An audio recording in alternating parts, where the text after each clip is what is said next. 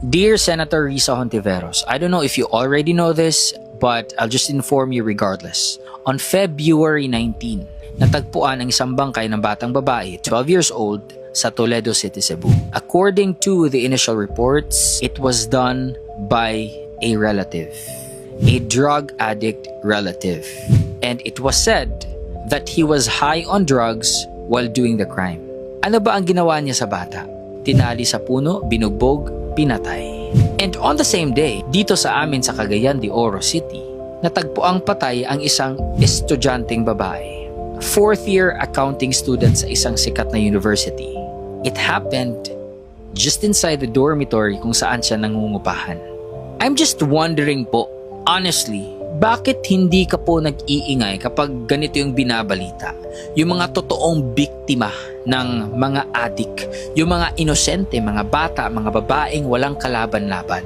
Pero ang ingay mo sa mga alleged EJK victims, kay Kian, ginawa niyo pa ng exhibit, parang nasa museum, kulang na lang i-canonize niyo para maging santo si Kian. Real talk.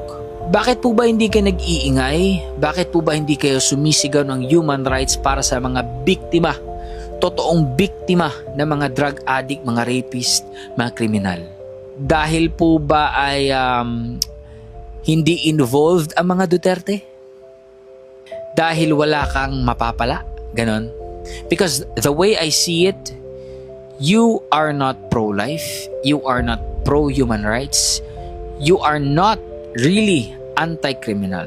You're just anti-Duterte. You just hate the Duterte family. You hate the Dutertes. Pero para sa akin yun.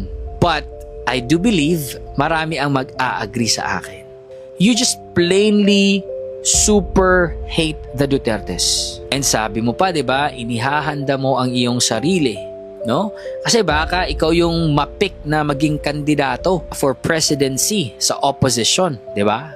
Sabi mo pa, kailangan mag-unite ng opposition for a safer Philippines, no? Better Philippines. Pero bakit parang selective justice yung pinapakita mo? 'Di ba? Yun yung nakikita ko talaga sa iyo. Ang ingay mo kapag involved ang mga Duterte. Pero pag hindi, wala kang pake. Kung meron ka mang mga side comments, hindi same level of energy kung paano mo ipaglaban yung mga alleged EJK victims, yung si Kian. Grabe yung effort mo dun, grabe yung aggressiveness mo dun, grabe yung energy mo dun.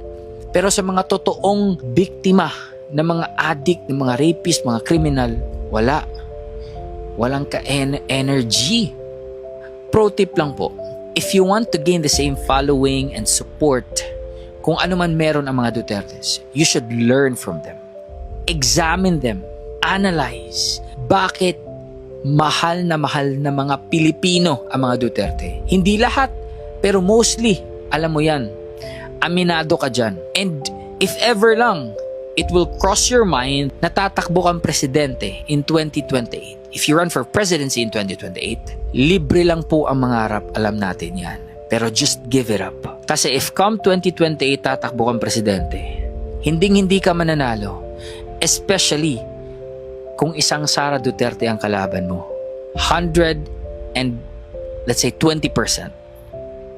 200%, 1,000,000%. Hindi ka mananalo against VP Sara Duterte. So pro tip lang, study them. Learn from them. Ano bang ginawa ng mga Duterte? Ano bang klaseng character meron sila? Ano bang attitude nila sa mga tao? Ano bang ginagawa nila kahit walang camera, kahit walang nagvi-video? Pumunta ka sa Davao. Analyze mo, magtanong-tanong ka. May 2 years ka pa.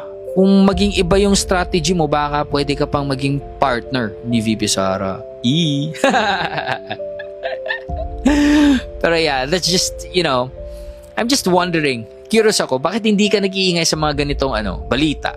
Pero kapag ka involve yung Duterte, gigil na gigil ka, no? EJK victims, yung kay Kian, no? Impeachment ni VP Sara. Ang ingay-ingay mo, aggressive mo dun. I'm just really wondering. I hope you see this. I hope makita mo to. I really do hope makita mo to.